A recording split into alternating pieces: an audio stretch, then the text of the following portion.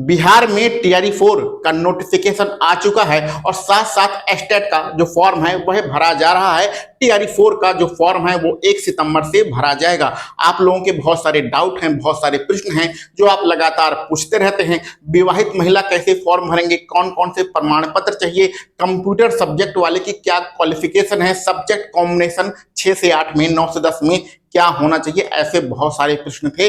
लेकिन इस video lecture में हम लोग सीटेट के जितने भी आपके प्रश्न थे उनका आंसर देने वाले हैं और बाकी के जो भी डाउट हैं, जो भी प्रश्न हैं, उनका बारी बारी से करके एक एक करके हम लोग वीडियो बनाएंगे। तो इस यूट्यूब चैनल को सब्सक्राइब कर लीजिए। सीटेट में के नंबर कितने होने चाहिए, जितने भी आपके प्रश्न हैं, जितने भी आपके क्वेश्चन हैं, सबका आंसर यहाँ पर दिया जाएगा। तो चलिए हम लोग अपने वीडियो लेक्चर को स्टार्ट करते हैं। देखो भैया, अगर आपको टीआरई 4 का फॉर्म भरना है, 1 से 5 फॉर्म भरना है तो सीटेट का पहला पेपर, और 6 से 8 का फॉर्म भरना है तो सीटेट का जो दूसरा वाला पेपर होता है वह क्वालिफाई होना चाहिए। सीटेट 150 नंबरों का होता है, तो 150 नंबर में आपके कितने नंबर आएंगे उसकी हम लोग बातें करते हैं। यहाँ पर सारी चीजें हमने यहाँ पर लिख दिया है। तो हमने यहाँ पर 3 कैटेगरी डिवाइड किया है। आपके जितने भी प्रश्न हैं सभी प्रश्नों का आंसर यहाँ पर मिलने वाला है। जो दिव्यांग स्टूडेंट बार बार मैसेज करते हैं उनका भी आंसर यहाँ पर मिल जाएगा।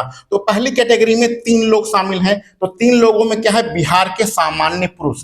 अगर बिहार के आप सामान्य पुरुष हैं अथवा अदर स्टेट के हैं, दूसरे स्टेट के हैं, दूसरे राज्य के हैं, चाहे उत्तर प्रदेश हो, चाहे झारखंड हो, चाहे छत्तीसगढ़ हो, चाहे मध्य प्रदेश हो, किसी भी, या दिल्ली हो, किसी भी राज्य के हैं, चाहे महिला हैं, चाहे पुरुष हैं और चाहे दिव्यांग हैं। दिव्यांग वाले यहाँ पर बहुत सारे प्रश्न पूछते हैं। दिव्यांग हैं लेकिन आप अदर स्टेट के हैं तो आपको 60% नंबर चाहिए। 60% का मतलब 150 में आपको 90 अंक होना चाहिए। सीटेट में 150 में टोटल 90 आपके अंक हैं, कम से कम 90 अंक हैं, तभी आप फॉर्म भर सकते हैं। यहां पर एक चीज समझना बहुत आवश्यक है कि अदर स्टेट के जितने भी दिव्यांग हैं, अदर स्टेट में वह किसी भी कैटेगरी में हो, जैसे मान लीजिए आप उत्तर प्रदेश में हैं, चाहे ओबीसी हो, चाहे एससी हो, चाहे एसटी हो और चाहे जनरल हो।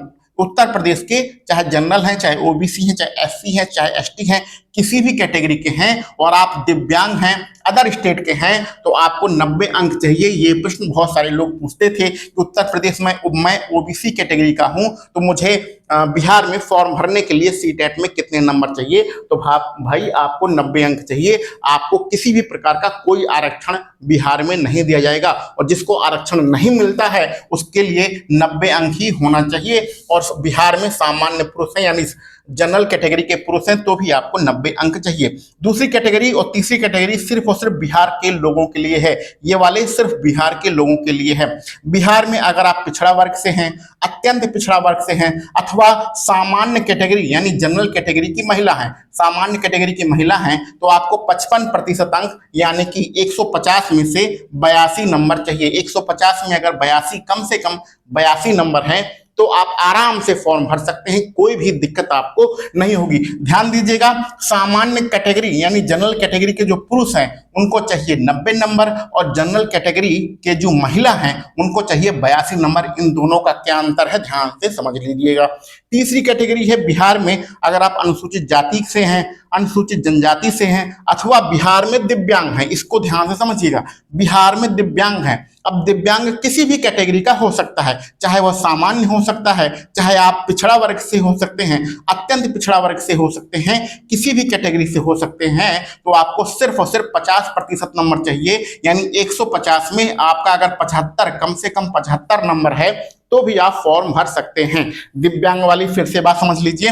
दिव्यांग, मान लीजिए आप जनरल हैं, सामान्य पुरुष में हैं, सामान्य पुरुष हैं तो यहां हमने बताया 90 अंक चाहिए। लेकिन सामान्य पुरुष में आप दिव्यांग हैं, दिव्यांग का सर्टिफिकेट आपके पास है तो आप 75 नंबर हैं तो भी आपका काम चल जाएगा। इसी प्रकार चाहे बीसी हैं चाहे ईबीसी हैं, तो बिहार से हैं और आप दिव्यांग हैं तो आपको सिर्फ 75 नंबर चाहिए, किसी भी कैटेगरी के हो। अच्छा, यहाँ महिला पुरुष की एक बार बात कर लेते हैं। ये दूसरी वाली कैटेगरी में जो अत्यंत पिछड़ा वर्ग है और पिछड़ा वर्ग है, इसमें चाहे महिला हो और चाहे पुरुष हो, महिला पुरुष दोनों के लिए 82 नंबर चाहिए। इसी प्रकार एससी और एसटी कैटेगरी में चाहे महिला हो चाहे पुरुष हो, उनको कितना नंबर चाहिए, 75 नंबर चाहिए। यहाँ पर महिला पुरुष नहीं लिखा गया है, इसलिए बार बार कंफ्यूज होते हैं लोग। तो महिला पुरुष दोनों के लिए कितना नंबर चाहिए? 75 नंबर चाहिए। ये भी प्रश्न एक बार पूछा गया था कि मैं SC कैटेगरी की हूं और महिला हूं, तो मुझे कितने नंबर चाहिए?